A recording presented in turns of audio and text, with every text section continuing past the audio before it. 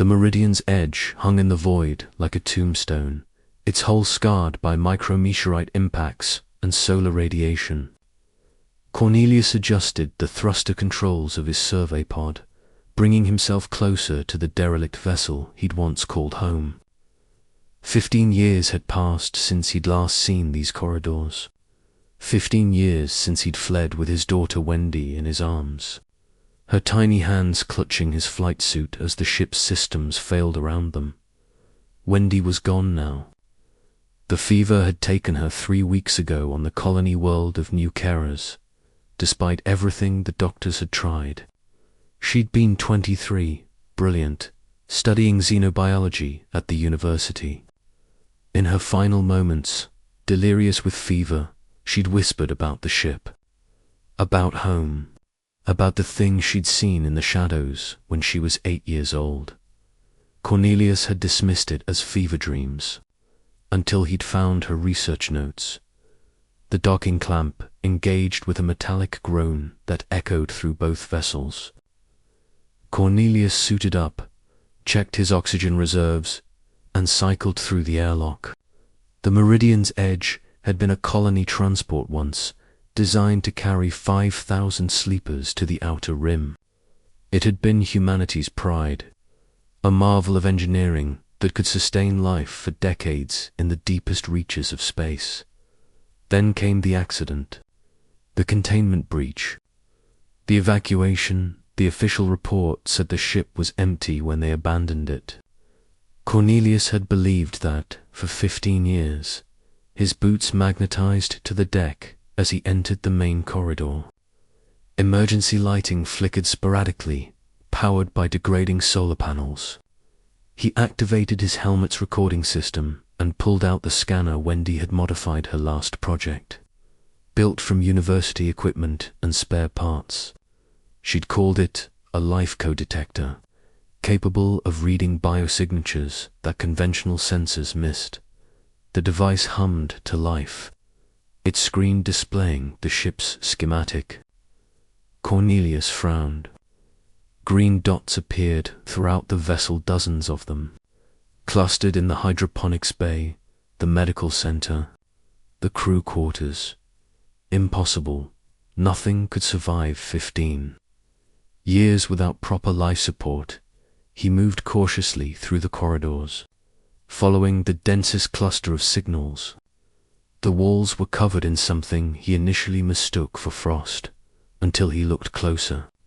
Crystalline structures, geometric and purposeful, spread across every surface like an alien nervous system. They pulsed faintly with bioluminescence.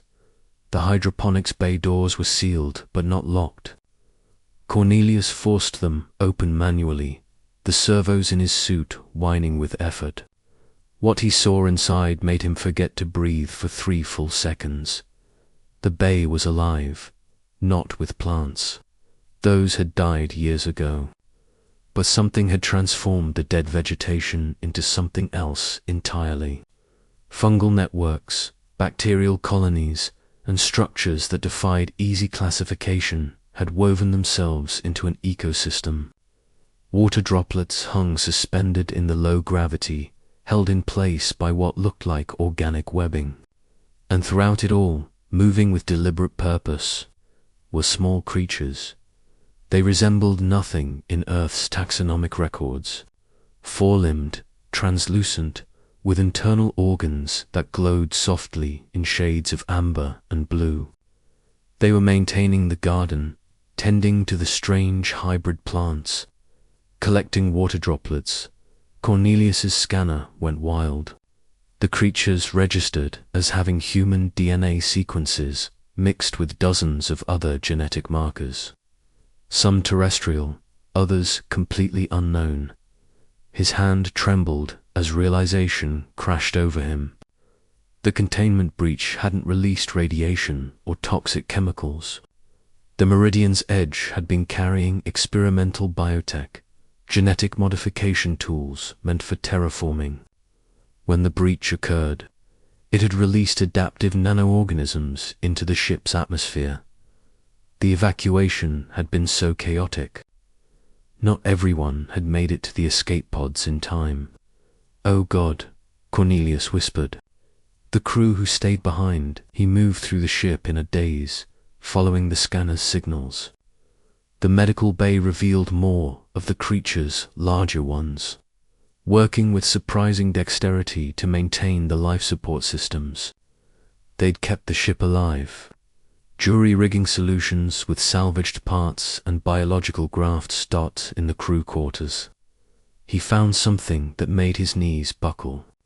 A wall covered in mark scratches, burns, indentations. It took him several minutes to recognize them as writing. A desperate chronicle written by someone whose hands had been changing. Day 23.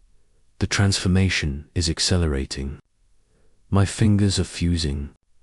Can barely hold the torch to write. Day 47. Pain is gone. Thinking differently now. Can sense the ship's systems. We're keeping her alive. Day 89. Found others like us. We're building something. A family. We won't let the Meridian die. The final entry was dated 8 years ago, but the writing had evolved into something barely recognizable as human language. We remember. We are still human where it matters. We are the ship now. We are home, Cornelius's scanner pinged. 3 creatures had entered the quarters behind him, watching with compound eyes that still held an unsettling hint of human intelligence. One of them approached slowly, extending a limb. In its grasp was a data chip, ancient tech, but intact. With shaking hands, Cornelius inserted it into his suit's interface. Video files appeared, thousands of them. He opened the most recent dot. The screen showed Wendy, his Wendy, at age 8, playing in the hydroponics bay before the evacuation. And there, in the background, barely visible, a crew member in the early stages of transformation, watching her with protective intensity. In subsequent videos, the transformed crew maintained the ship around the little girl, kept her safe, cleared paths for her during the evacuation. They'd saved her. These creatures, these changed humans, had made sure his daughter survived. The final video was dated 3 weeks ago. It showed a creature at a communications panel, its transformed fingers working with impossible precision, sending a signal toward New Caras, toward the colony. The timestamp matched the day Wendy had died. They'd known. Somehow, across the light years, they'd sensed her passing. Cornelius looked at the 3 creatures before him. "You called me back," he said softly. "You wanted me to know." The lead creature made a sound not quite speech, but carrying meaning nonetheless. It gestured toward the data chip, then to the ship around them. The message was clear. Remember us. Remember what we became. Remember that we chose to stay human in the only way we could. Cornelius spent 3 more hours documenting everything. The creatures, he couldn't bring himself to think of them as anything less than people cooperated fully, showing him the gardens they'd cultivated, the systems they'd maintained, the home they'd built from abandonment.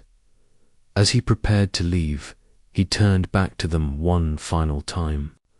"I'll tell them," he promised. "I'll make sure humanity knows what you did here. What you sacrificed. What you became." The largest creature approached and pressed something into his hand. A small object, carefully preserved, Wendy's toy. A stuffed elephant she dropped during the evacuation, kept safe for 15 years. Cornelius's vision blurred with tears as he clutched it.